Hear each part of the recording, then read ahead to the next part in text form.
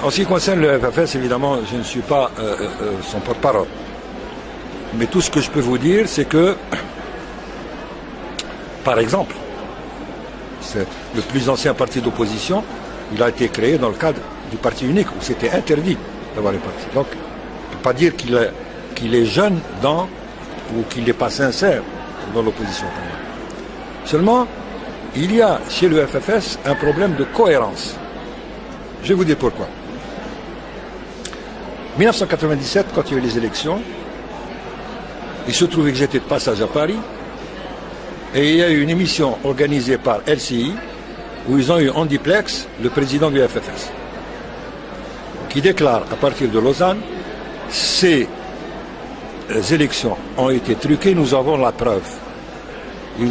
Quelle est cette preuve? Il leur a dit, le président nous avait promis 20%, et ce sont les services de sécurité qui ont réduit ça à 7%.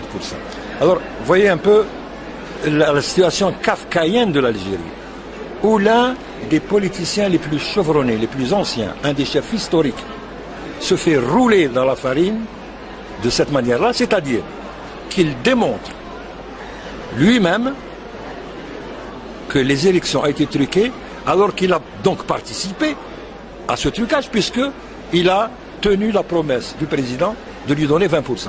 Alors voilà ce que j'appelle un problème de cohérence. Il y a une véritable perversion culturelle dans l'esprit des gens en Algérie, à cause du système qui est pervers et qui touche même des gens très expérimentés.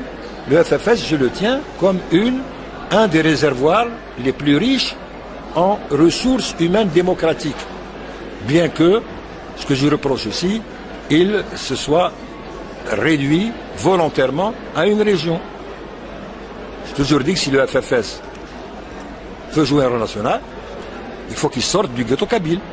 Il faut qu'il ne se voit pas uniquement. Donc c'est le FFS lui-même qui s'auto-limite, ou limite son champ d'action uniquement à une région de l'Algérie. Donc il se prive lui-même de la possibilité de jouer un rôle national.